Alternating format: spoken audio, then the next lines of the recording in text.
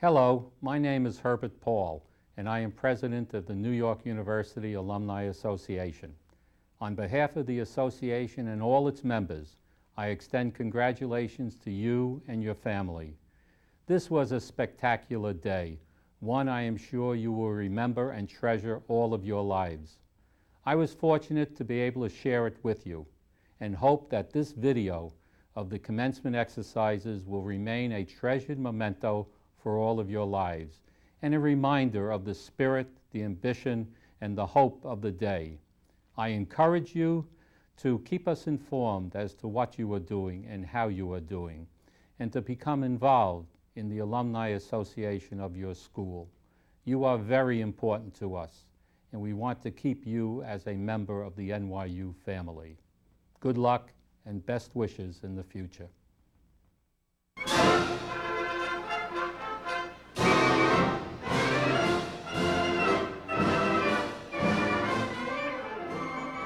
Thanks, Mom and Dad. A little scared, excited though. Yeah, sad to be gone.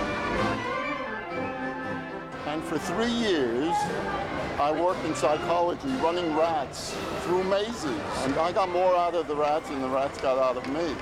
I got a college education. I've made friends for life. I've had a wonderful day, and I can't wait to join the Alumni Association.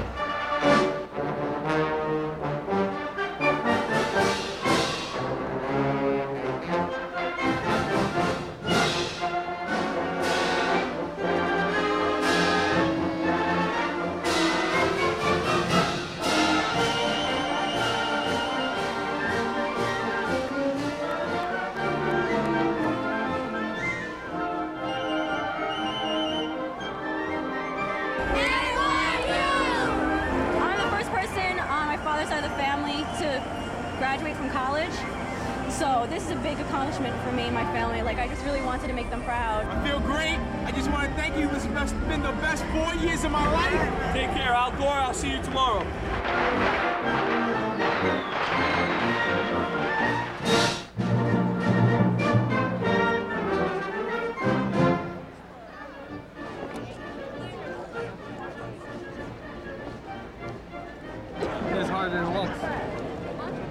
It's always a proud day when one of your daughters graduates one more time.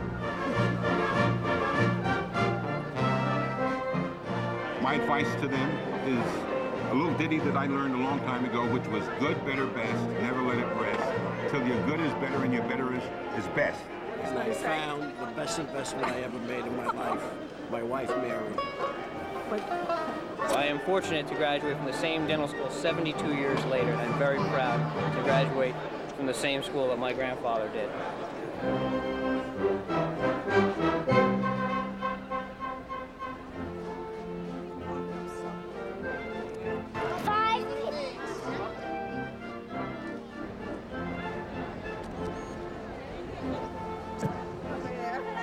This is my sister. She graduated with her Master's of Education. Very proud to be here today. And we only regret that Dr. Ensley, my father, and Jenny's granddad, who graduated from the Stern School with a PhD 50 years ago, couldn't be here to walk in the procession. It was enlightening, educational, and Professor Gabriel Moran is the best.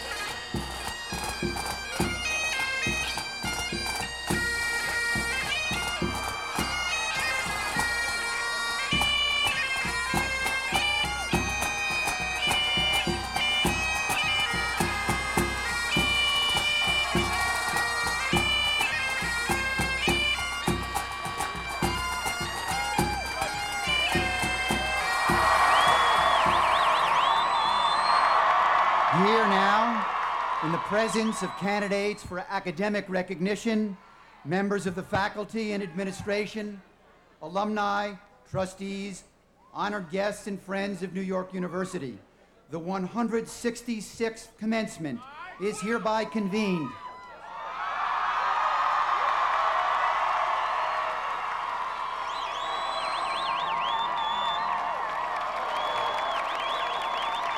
The Chairman of the Board of Trustees of New York University, Mr. Lawrence A. Tisch.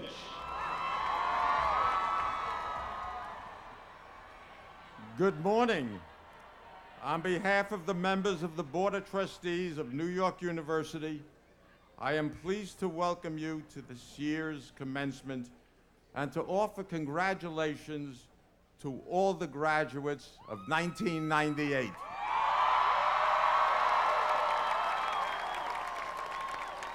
Many years ago, 56 to be exact, I too received a degree from this university. Now you of the class of '98 are about to join me and over 300,000 others as alumni of NYU. Your parents, your professors, the people who work here, your fellow students, all have contributed to your education. But just as you alone were responsible for what you learned and achieved here, so you alone are responsible for what you do with that learning when you leave. The trustees of New York University offer you our warm wishes and best hopes for the future. Thank you. Ladies and gentlemen, the Chairman of the Alumni Affairs Committee of the Board of Trustees, H. Dale Hemmedinger.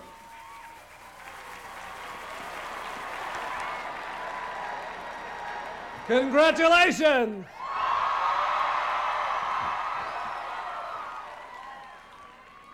It is our custom at this point to pay tribute to past graduates of our university who, through their labors and loyalties, have enriched the life of this institution. A very recent alumna, Rachel Johnson, shared with us a bit of African wisdom. A society grows great, the saying goes, when old men plant trees under whose shade they know they will never sit. It speaks of generosity and foresight and of the recognition of efforts made by those who have preceded us and have enriched our university experiences. At any moment, class of 1998, you will join us as alumni. We welcome you to our ranks, certain that the seeds you plant will be significant for the generations of NYU students who come after you. Let me now turn and recognize those graduates who are celebrating important class anniversaries. Members of the Silver Anniversary Class of 1973, members of the Golden Anniversary Class of 1948, members of classes graduated more than 50 years ago. Would you all rise so we can salute you?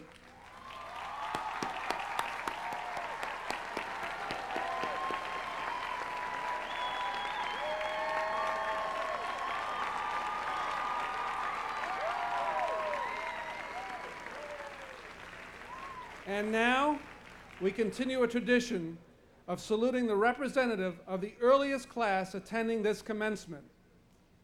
It gives me great pleasure to recognize Dr. Joseph Alexander Cohn from the College of Dentistry, class of 1926.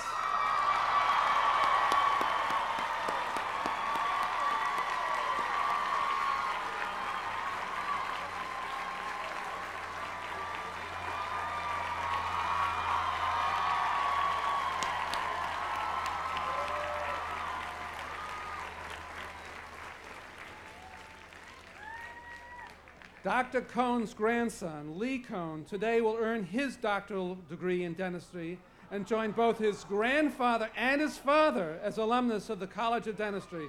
Let him please stand so we can salute you.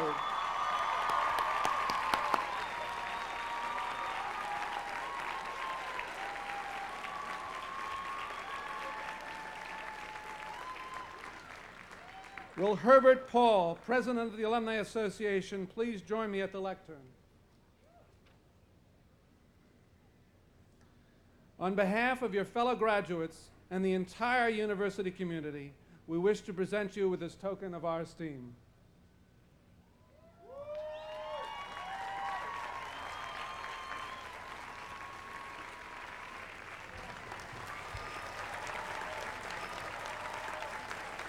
The Albert Gallatin Medal of New York University, named in honor of one of our founders, is awarded annually to a graduate, honorary alumnus or alumna, or member of the university family who has made an outstanding contribution to society.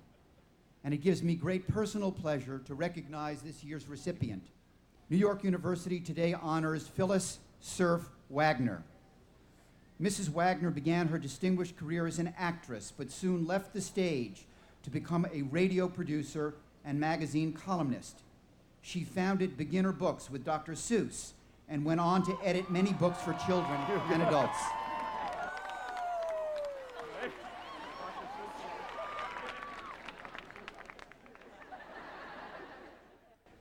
Long a proponent of civic duty, Mrs. Wagner has also had a productive career as a volunteer in public service.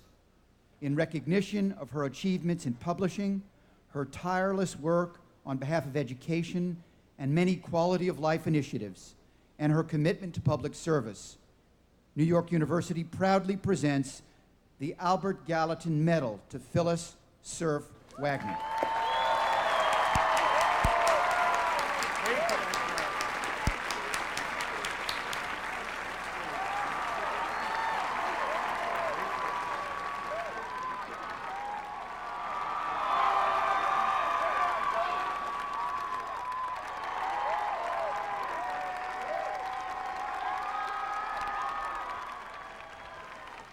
Today's student speaker, Marcia Harris, is receiving her bachelor.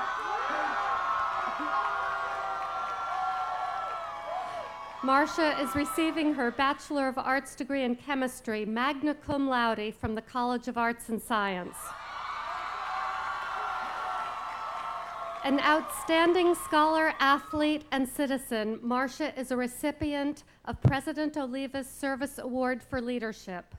As captain of the women's varsity basketball team, Marcia led NYU to the 1997 Division III national title. This year, Marcia is the recipient of the Walter Byers Scholarship given by the National Collegiate Athletic Association to the top woman scholar athlete in the nation.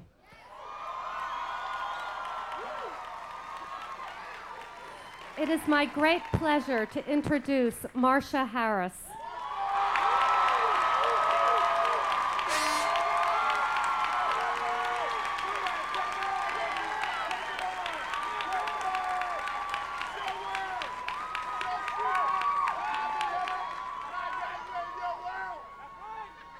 Thank you, Madam Vice President.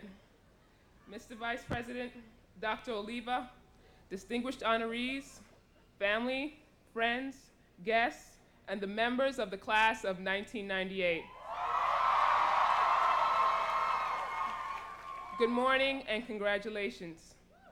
This morning I awoke very eager to begin this celebrated day for one reason only. Every morning when I awake, I hear news about all that is wrong with our world. Well, today I proudly rejoice about all that is right.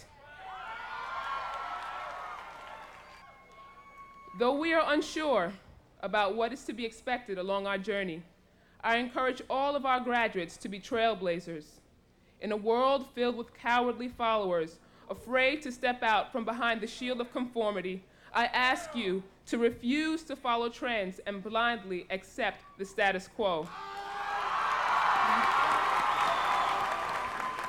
I urge you to free yourselves from fear when attempting to chart new paths of which no step has trodden black. With the declining condition of many of our nation's communities, we, the class of 1998, must embrace our roles as leaders to give our young people ideals to which they can aspire. I ask that today's graduates look to involve themselves in their neighborhoods and help create an environment where our youth know excellence as the standard. We all understand that there isn't anyone who can succeed alone. We have all had mainstays to help carry us through to this point. Though our support systems may differ, they almost certainly are composed of family, friends, faculty, and community.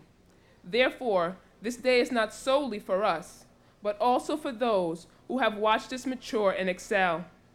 Today, we celebrate our accomplishments and give a hearty thank you to all those who have guided us to this day. Thank you to all who have inspired us when we were discouraged. Thank you to all who have offered a shoulder to cry on, a face to share a smile with, and an ear to listen.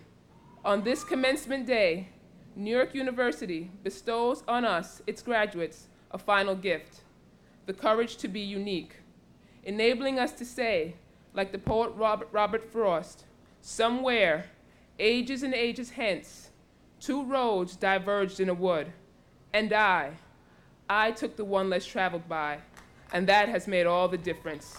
Thank you, and congratulations.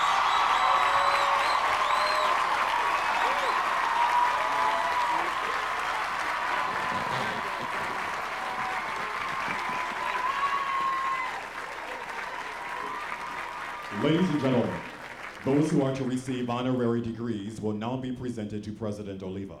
The Secretary of the University will call upon distinguished members of the university community to present the honorary degree candidates. The candidates will be escorted by members of the Board of Trustees. Assisting with the investiture will be Senior Vice President Harvey J. Stedman. Michael O. Rabin, renowned mathematician, computer scientist, and educator. Your extraordinary insight has led to profound advances and has helped to transform thought and practice in many fields. You co-developed the idea of computational non-determinism and then created a method for simplifying the identification of prime numbers. From these findings, you pursued the idea and applications of randomization, a conceptual framework invaluable to computer science as well to other fields you have pioneered in, including computational geometry, distributed computing, information retrieval, cryptography, and communication theory and technology. You are currently continuing your path-blazing investigations and training new generations of mathematical and computer scientists.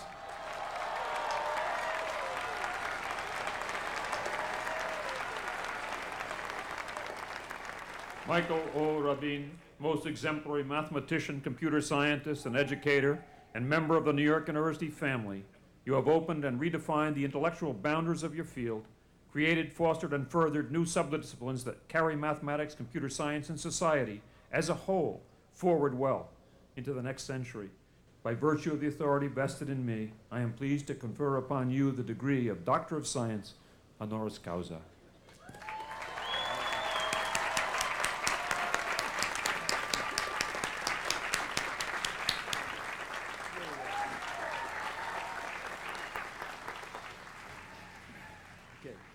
Michel Fribourg, illustrious businessman, philanthropist, promoter of international cultural and economic exchange, your acumen and foresight as the leader of Continental Grain Company have made it one of the most important business entities in the United States and the world.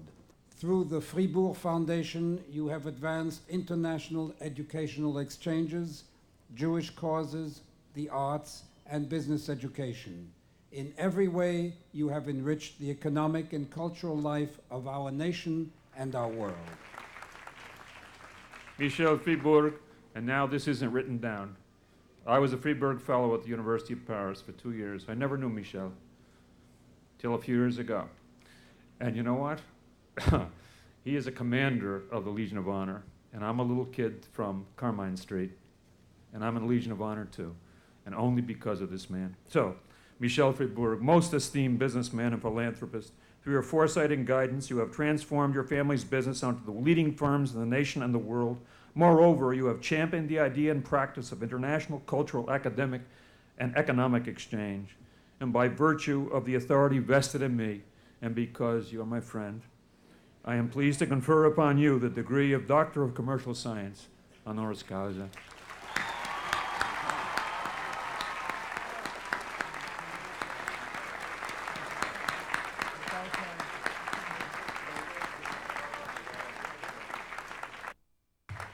Patrick Masterson, philosopher, sociologist, scholar, and administrator par excellence.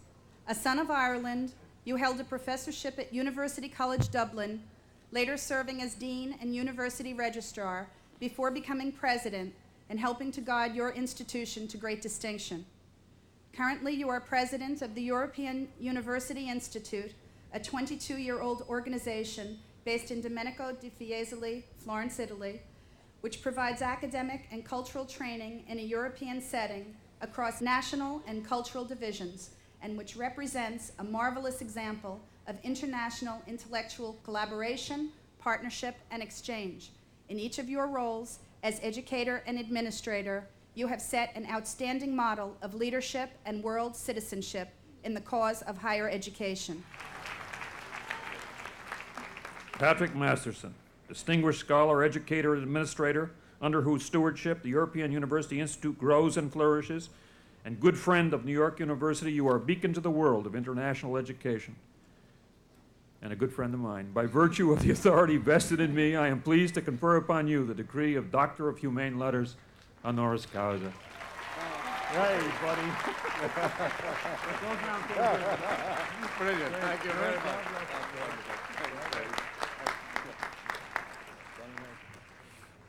Ambassador Jean Kennedy Smith, distinguished diplomat, ardent advocate for the disabled, education, and the arts.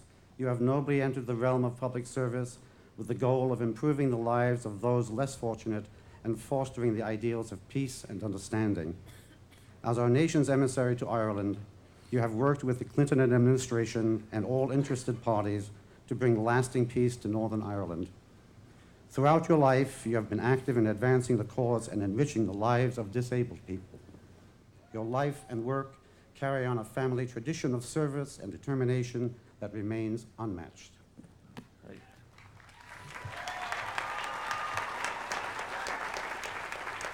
Ambassador Jean Kennedy Smith, you have lent your talents to many important causes, bringing peace to a strife-torn land.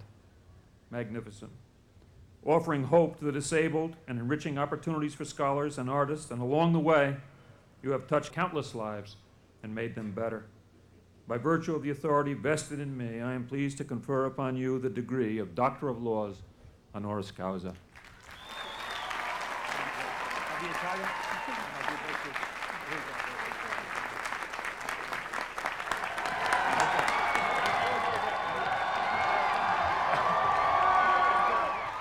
Shelton Jackson Spike Lee. Celebrated artist, writer, director, educator, producer, entrepreneur, and loyal Knicks fan. Yes.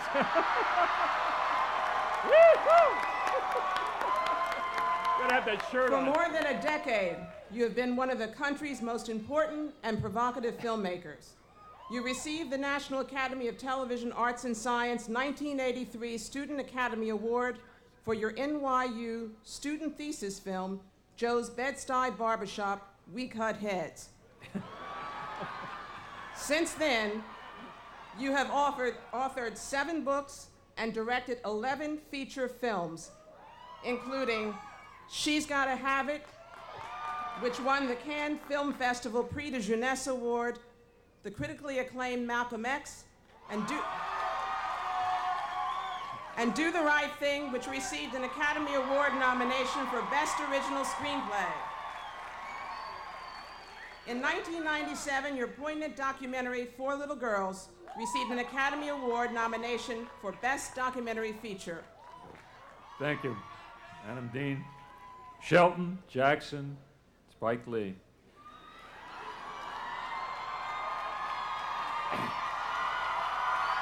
They love it. You have achieved both on screen and off, exemplifying the creative spirit in action. Alumnus of New York University, for the scope, quality, and impact of your accomplishments, we are proud to honor you today. By virtue of the authority vested in me, I am pleased to confer upon you the degree of Doctor of Fine Arts, honoris causa.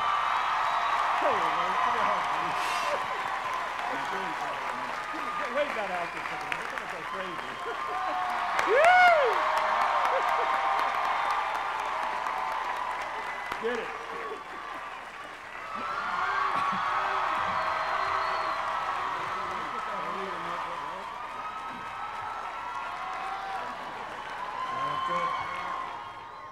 Vice President Albert Gore, Jr.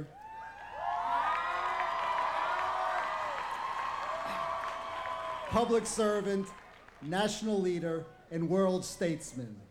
You preside with vigor and vision over one of the most peaceful and prosperous periods in our nation's history. You have devoted your energies to understanding the issues presented by new technologies and by the global economy in order to craft solutions that are consistent with our traditional values. You consistently have led national and international efforts to safeguard the environment, and you have reinvented government to be smaller, more effective, and more responsive. With an eye to the future, you have called for investments in science and technology that will propel us into the 21st century.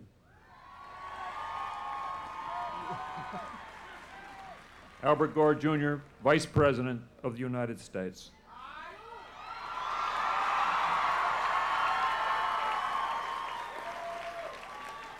Most distinguished as thinker and writer, policymaker, and political leader, you have challenged us to be both engaged citizens of our nation and devoted stewards of our planet.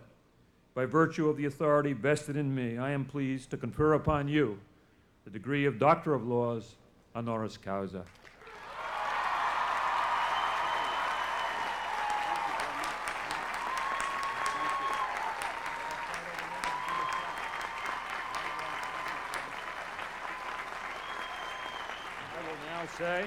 Ladies and gentlemen, Albert Gore, Jr., the Vice President of the United States.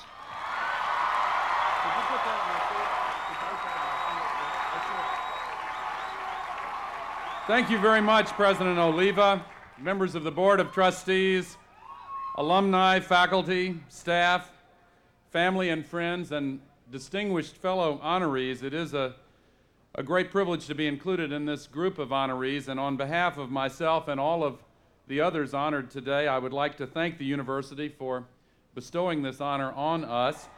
This is a day many have anticipated all year. It is a special privilege to share such an important day with you. Today marks the end of a significant episode, a day when you say goodbye to a strange assortment of people who have somehow become close friends. Yes, it is truly special to be here in New York for the last episode of Seinfeld.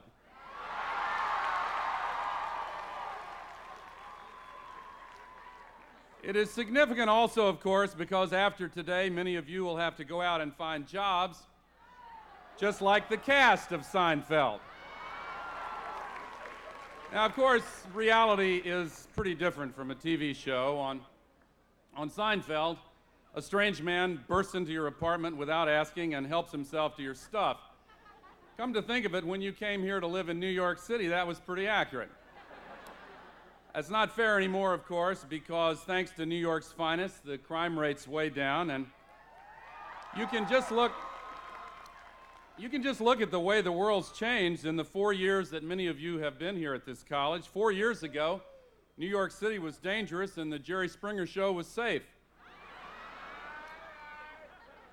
Not only is crime down, but the economy has improved. Under this administration, there are more than 15.5 million new jobs, which is going to make it very hard for you to tell your parents you can't find even one. But I know your future is bright, and I predict this class will achieve greatness. In fact, I wouldn't be surprised as I look out on this vast crowd if there wasn't at least one person here with the drive, the dedication, the charisma to one day hold the job that every boy and girl in this country dreams about when they're small, to grow up and be Vice President of the United States of America.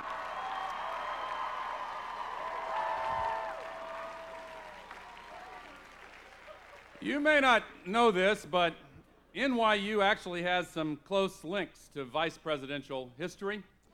Your first classes when NYU opened were held in Clinton Hall, named after Vice President George Clinton of New York. Then one of your earliest chancellors, Theodore Frelinghuysen, used his position as head of this university to run for vice president on Henry Clay's Whig ticket in 1844. President Oliva and I have a discussion after the ceremony here today. The Clay-Frelinghuysen administration never came to pass, but just a few years before that election, when NYU first held classes, Clay's fellow Southerner, John C. Calhoun, was vice president, and I came across this description of him. His public appearance as the so-called cast iron man was belied by his personal warmth and affectionate nature in private life. I can't imagine having a reputation for being so stiff they called you the cast iron man. I don't know how he went on.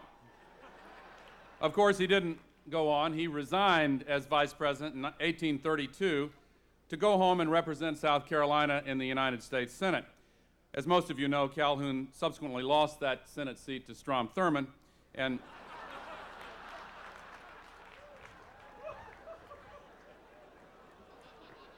then, of course, there was Thomas Riley Marshall, President Wilson's vice president, who told the story of the two brothers. One went to sea, one became vice president, neither was ever heard from ever again. Marshall's most insightful moment may have come when he told the members of the press corps, and I quote, "The Vice President of the United States is like a man in a cataleptic state. He cannot speak, he cannot move, he suffers no pain, and yet he is perfectly conscious of everything that is going on all around him." Which brings me back to my role at this commencement. Your great former governor, Mario Cuomo, once recalled the advice he was given at when he was asked to speak at his daughter's graduation. Commencement speakers, he was told, should think of themselves as the body at an old-fashioned Irish wake. They need you in order to have the party, but nobody expects you to say very much. Or to put it another way, yada, yada, yada. The truth is, I do have a message to share today, and I'd like to use this occasion to describe what I believe our American self-government should look like in the 21st century and propose an electronic Bill of Rights for the information age. In order to serve American citizens in the 21st century, I believe we must implement a plan based on 5 core principles. First, fiscal discipline. We now have the first balanced budget in 30 years, keeping inflation and interest rates down while wages and job creation are up. We're determined to keep it balanced. Secondly, within our balanced budget, we're making increased targeted investments in education, job training, research and development, the environment, and fighting crime. Third, we're using today's good times to tackle tough challenges like reforming the entitlement programs, because we owe that to your generation. That's why we've said to Congress, don't spend 1 penny of the surplus until we fix Social Security first. Fourth, we're opening foreign markets and expanding trade and providing strong American leadership in the world. And fifth, we've placed a new emphasis on making our self-government work for the 21st century through our Reinventing Government initiative. We call it REGO. That's Gore spelled sideways. I've worked hard on that program. This last principle, making government work for the 21st century, is the one I want to make a few points about this morning. We're making good progress, and America is on the right track. But we face a big problem that you can help us with. If current trends hold true, and I heard what you said about current trends, more than half of you won't vote in this year's elections. I hope you'll change those trends. 33 years ago, when I started college, 60% of college students thought it was important to keep up with government and political affairs. I thought that was low then, but today, less than 30% believe it's important to keep up with what's happening in our democracy. The simple fact is, in the 21st century, self-government will not work for you if it does not win back your trust, your interest, and your active participation. I see a 21st century where government is even more family and community-based, where all our schools are open in the afternoons for quality after-school care, where all working families have access to preschool and daycare, where the community police officers who are banishing the fear from New York City walk the beat in every city in the United States of America. Government must do more to protect your rights in a way that empowers you more, not less. That's why we need an electronic Bill of Rights for this electronic age. Let us start with these fundamental precepts. Privacy is a basic American value in the information age and in every age, and it must be protected. You should have the right to choose whether your personal information is disclosed. You should have the right to know how, when, and how much of that information is being used, and you should have the right to see it yourself to know if it's accurate. Today, I'm announcing 3 additional components of our electronic Bill of Rights to empower you to protect your own rights and liberties online. First, this morning, the Federal Trade Commission is launching a new opt-out website which enables you to prevent your personal information from being passed on to others. From a single place in cyberspace, you will be able to stop companies from screening your credit records without your permission. You will be able to stop direct marketers from buying the information on your driver's license. You will be able to stop direct mail companies and telemarketers from using your personal information. In other words, before your credit card records are used by a direct marketer to solicit you, you should have the chance to say no, and now you will. Second, President Clinton is calling on the entire federal government to review its own record keeping to make sure that the government is doing everything possible to protect your personal information and to make it a permanent priority across the government. Third, trade and commerce on the internet are now doubling and even tripling every year, and in just a few years will be generating hundreds of billions of dollars in the sale of goods and services. But we cannot build electronic prosperity without ensuring electronic privacy. Last year, we challenged the private sector to come forward with its own steps to protect our rights and liberties for the information age. There's been some progress by industry leaders, companies, and trade associations, but it's obvious we need to do more. So next month, our Commerce Department will convene a special national summit on these issues to find new ways to empower consumers and protect our oldest values online. In closing, after telling you all this, I'm reminded that Will Rogers once said, "Every year I've been reading some of the addresses delivered to the graduating classes. They tell them they're living in a time of great changes and they must prepare themselves for the new civilization that's coming. I bet you there hasn't been a class graduated in the last 100 years that hasn't been told the same old gag." Well, in fairness to Will Rogers, there is a lot that does not change. Our belief in family and community, the basic goals and purposes of our government and our nation, even our eagerness to embrace the future. But your generation really is different because the changes that have seemed wrenching in the past, from the industrial to information age, from the analog to digital world, are part of the fabric of your lives. I also know that your strengths, your savvy, and your values would serve us well in any age. For you care about each other, you cherish freedom, you treasure justice, and you seek truth. That's why you deserve a self-government that embodies those values and adapts them to changing times. That's why you deserve a nation that does its best to defeat cynicism and replace it not with blind idealism, but with the eternal optimism and healthy skepticism that are so uniquely balanced in our national temperament. This is your day, and sooner than you might think, this will be your world. To some of you, still packing boxes and still reeling from those final exams, that may seem like a daunting prospect. But for me, there is no better reason to be hopeful about America's future. Thank you, Godspeed, and good luck.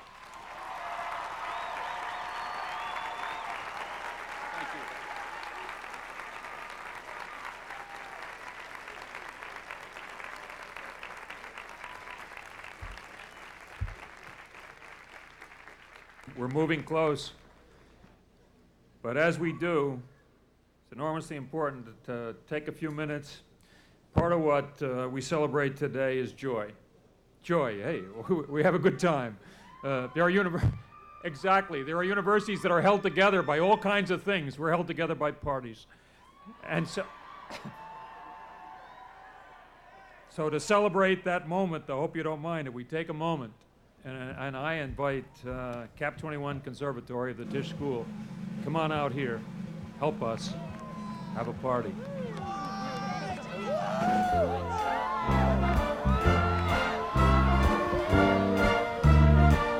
Start spreading the news. I'm leaving today. I wanna be a part of it. New York, New York. These vagabond shoes are longing to stray And step around the heart of it. New York, New York. I wanna wake up in a city that doesn't sleep. To find I'm king of the hill, top of the heap. My little town blues are melting away. I'll make a brand new start of it in old New York. If I can make it there, I'll make it anywhere. It's up to you, New York, New York.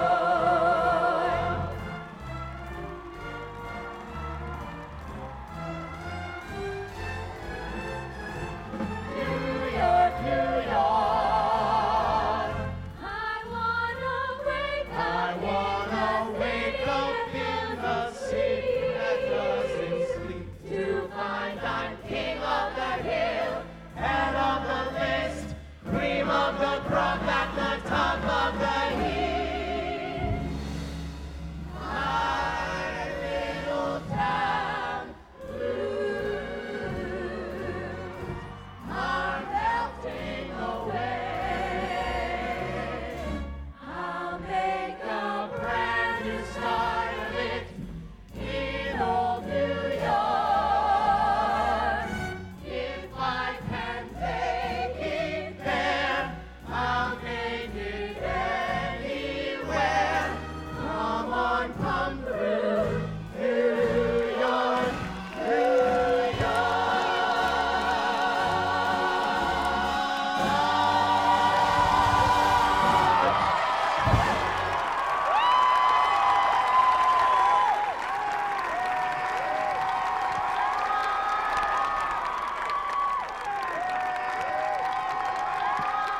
One comment, you can't let me go without a moment.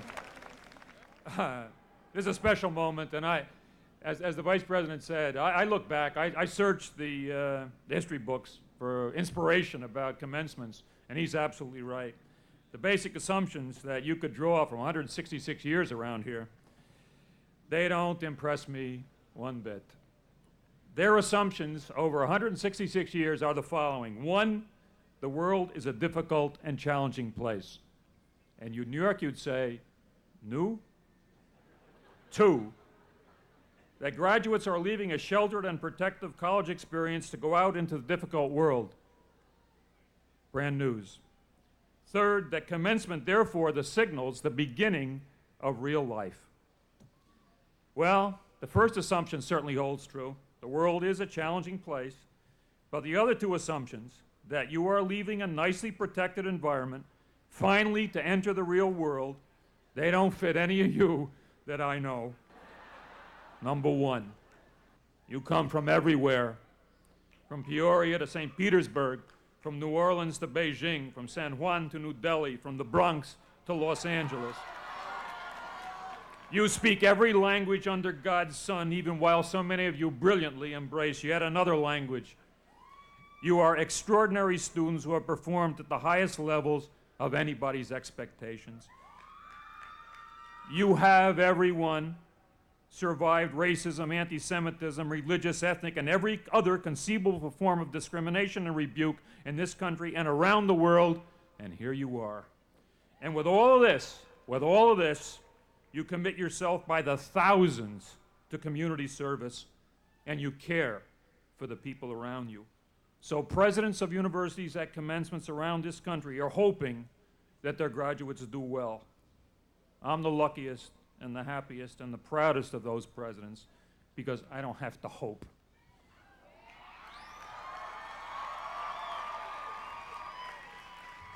I don't have to hope you will be able to face tough challenges and make successes of the world you choose, because you already have. I don't have to hope you will in some distant future commit your lives to community service and care for the people around you. You already do. I don't have to hope you will learn to respect one another in all your splendid diversity and give a lesson to this country that it badly needs, because you already have. I don't have to hope that you will remember to love your friends and cherish your families, because you already do. And I don't have to hope that you will be remarkable men and women, because you already are. Congratulations.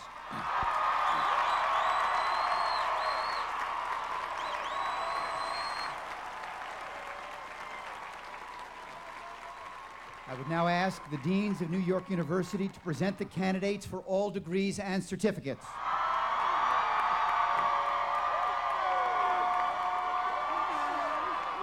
Dr. Oliva and guests, it is my honor to present to you the 1,657 members of the class of 1998 of the College of Arts and Science, the first school of New York University. Mr. President, I have the pleasure of introducing to you Florence Lane, one of our outstanding students of the college,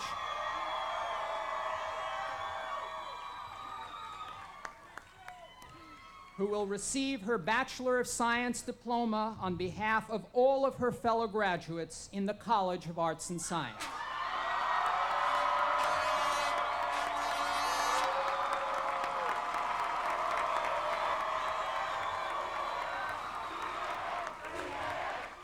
Mr. President, it's my privilege to present to you the graduates of the School of Law. They are a remarkable group of men and women who come to us from every state and 48 countries. 465 of them will receive the basic degree in law, the JD degree. Another 438 will receive masters in law.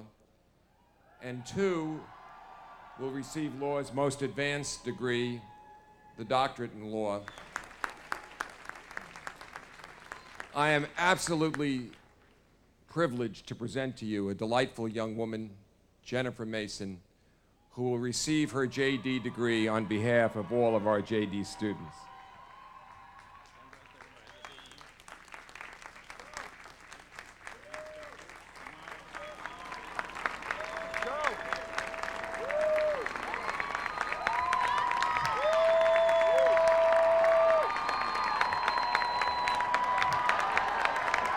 And I'm also privileged to present to you an extraordinarily talented young man, Adam Mukamal, who will receive his degree on behalf of all of the students receiving advanced degrees in law. Adam?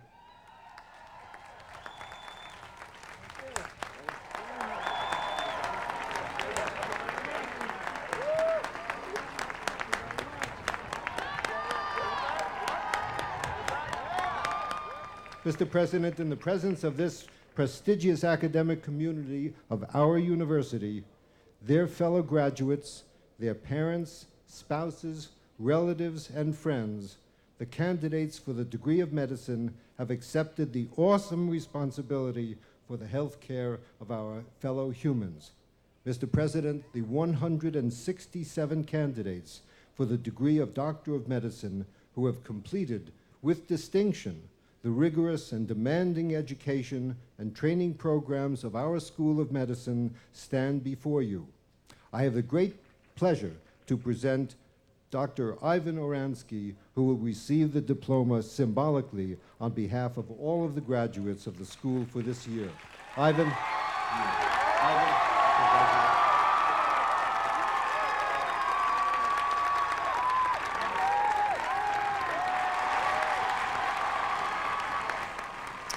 Mr. President, it's a particular point of pride that the members of the College of Dentistry class of 1998 have participated in a broad range of community service programs designed to bring dental care to underserved New Yorkers.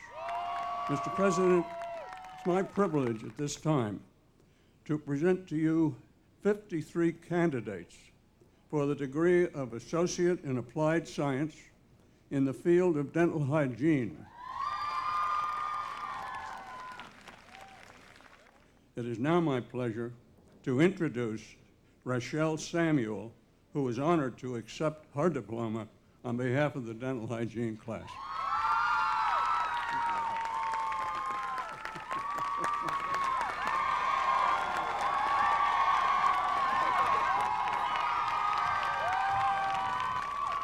It is my added privilege to present to you 6 candidates for the Bachelor of Science degree in Dental Health Education. It is my pleasure to introduce Salim Sadiq Rahman.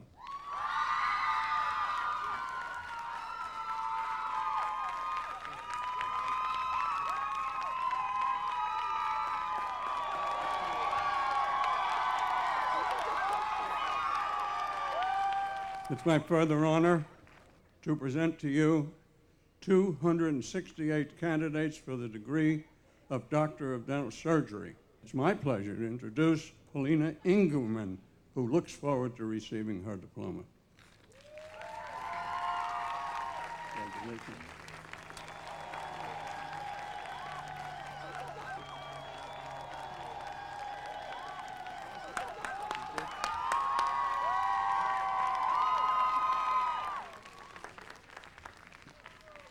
Mr. President, with pride, I present our 1998 class, our new members of the community of scholars, our intellectual and academic leaders to come, and perhaps, Mr. President, one of them will return to New York University as one of your successors.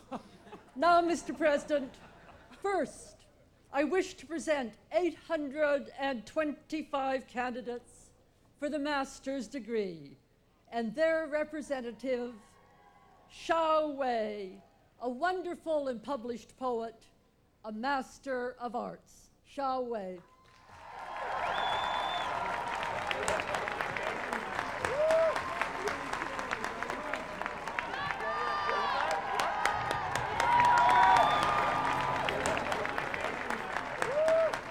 And Mr. President, may I next present 200 candidates for the degree of Doctor of Philosophy and their representative, Simananda, a doctorate, a learned doctorate, an imaginative doctorate in mathematics.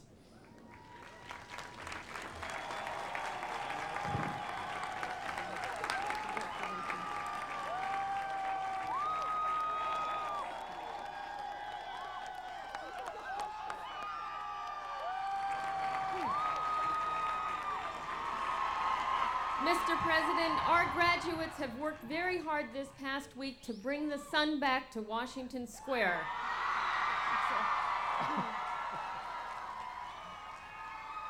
For more than 100 years, our school has been preparing leaders for the fields of education, health, nursing, music, art, theater, and communications.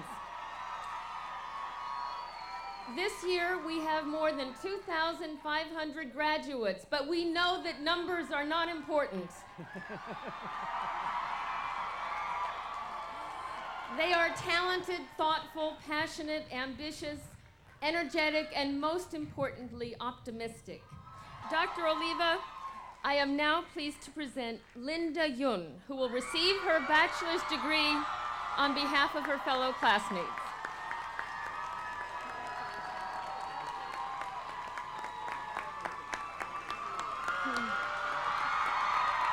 Mr. President, it is now my pleasure to present William Quintana, who will receive his master's degree on behalf of our master's graduates.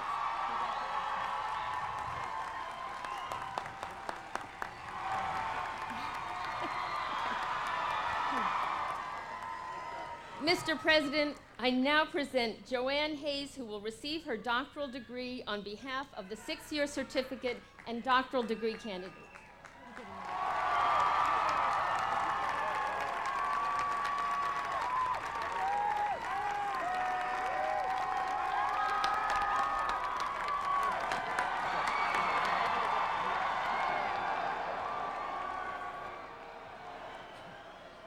Mr. President, it is my pleasure to present to you 784 of the best undergraduate business students in this country who successfully completed all of their formal requirements for the Bachelor of Science degree at the undergraduate college at Stern School of Business. They will become the future business leaders and successful entrepreneurs of this country. And Mr. President, it's also my privilege to present to you Mr. Mark A. Ginsberg, who will receive his diploma on behalf of all of the Bachelor of Science degrees candidates at Stern School. Mark?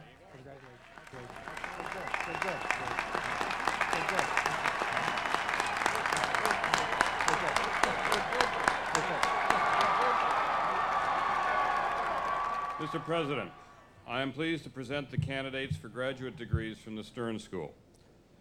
They are a diverse, talented, and committed group. They come from across the nation and the world. I am pleased to present Mark Thomas Leary, a candidate for the degree of Master of Business Administration, who will accept the master's degree on behalf of the class. The class comprises some 1,320 students, 1,248 candidates for the degree Master of Business Administration, 28 candidates for the degree Master of Science, and 20 candidates for the degree Master of Philosophy.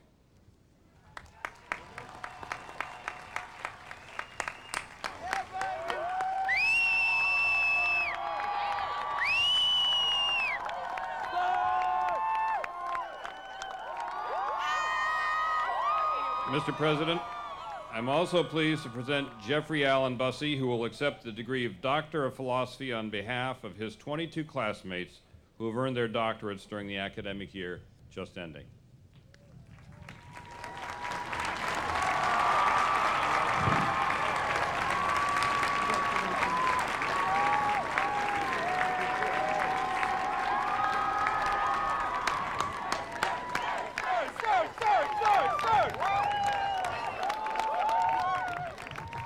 Mr. President, the School of Continuing Education class of 1998 includes 649 outstanding men and women.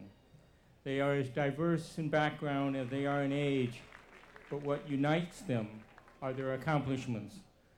I present these students to you with pride and affection on behalf of the faculty and the administration of the school. Mr. President, I have the honor to present to you Kelly Christakos, who will receive her diploma on behalf of our associate degree candidate.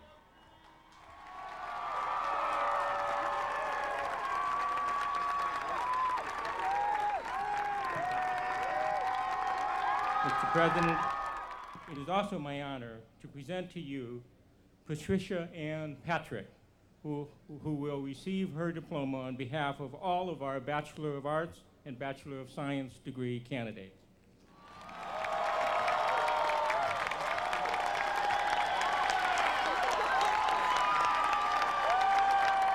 And finally, Mr. President, it is my honor to present to you Kevin Russell Casey, who will receive his diploma on behalf of all of the master's degree candidates.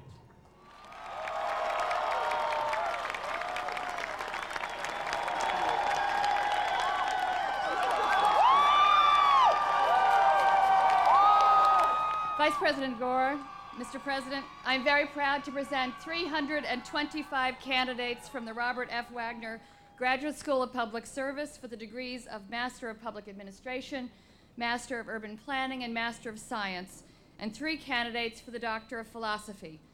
This year's Wagner School graduates are a diverse group of men and women from across the United States and 16 other countries who are committed to leadership in public service, tackling society's toughest problems in government, the nonprofit sector, and the healthcare system. I'm pleased to introduce Michael J. Keegan, who is representing the candidates for the master's degree.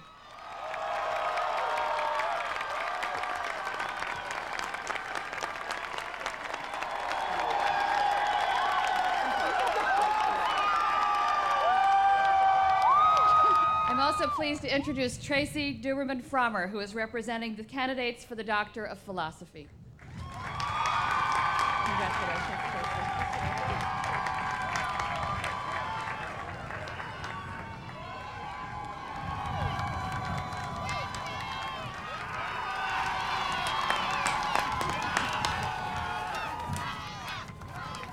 Mr. President, on behalf of the faculty and the staff, I have the privilege and the honor of presenting 480 graduates from the Aaron Krantz School of Social Work. As a group, they come from 3 programs, and they are reflecting the mission of the university and the commitment to integrating scholarship in knowledge. More importantly, they also reflect a commitment to others and the pursuit of social justice. Mr. President, I have the privilege of presenting Amy McInerney, who will represent the 37 undergraduates.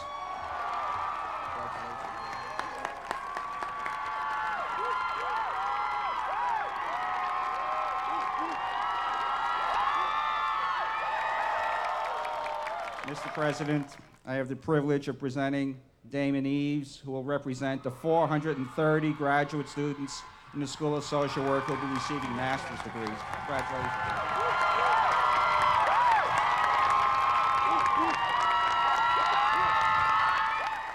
Mr. President, finally, I have the privilege of presenting Dr. Maxwell Manning from Howard University, who will represent the 13 candidates receiving doctoral degrees.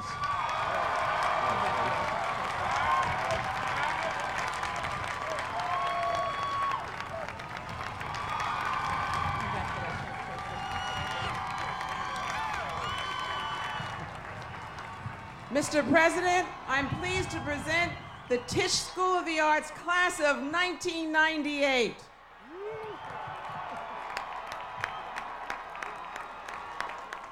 Mr. President, these are the men and women who go out in the world, hold a mirror up to our lives, and give us a glimpse of the human heart and the human spirit. Mr. President, I'm pleased to present Niels Dockler of the Department of Undergraduate Film and Television, who will receive the Bachelor of Fine Arts degree on behalf of all the undergraduates. Congratulations.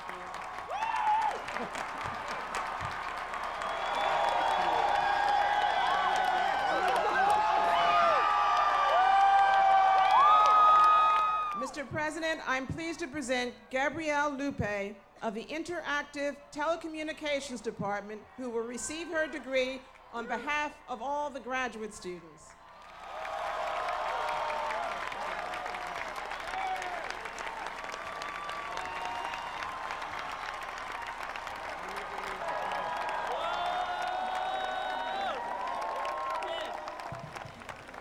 Mr. President, before us stand, way in the back, because we're the newest school at NYU, the successful candidates for the degrees of Bachelor of Arts and Masters of Arts in the Gallatin School of Individualized Study. These students of the Gallatin School with no prescribed curriculum are the intellectual and educational entrepreneurs of the university. On behalf of the faculty, I present them to you with pride and affection. Mr. President, it's my privilege to present to you Grace One, who is representing the Bachelor of Arts candidates.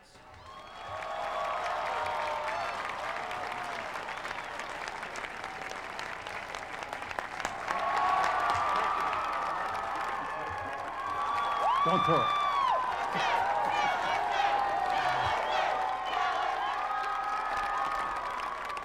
Mr. President, it's my privilege to present Marianne Dennis Cochran, who represents the Master of Arts candidates.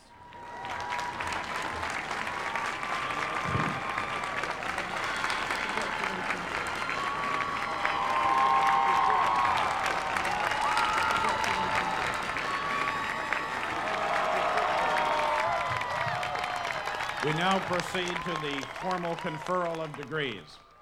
In keeping with the traditions of New York University, we highlight this most important moment in our ceremony by the passing of the university torch, the symbol of learning, from a senior member of our academic community to the most junior. On stage now, holding the university torch, is Professor Lawrence King of the School of Law, and as President Oliva confers the degrees, the torch will be passed to the youngest member of the graduating class, Si-Young Wong of the Leonard N. Stern School of Business.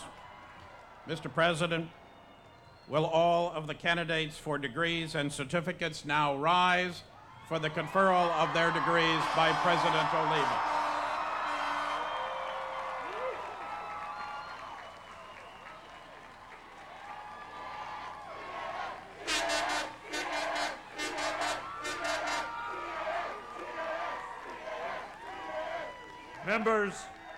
Members of the class of 1998, through your successful efforts, as certified by the recommendation of your deans, you have met the requirements of your respective schools and thus deserve to receive the hallmark of New York University. By virtue of the authority vested in me by the trustees of New York University, I admit you to the degrees and certificates for which you have been recommended. Congratulations, everybody.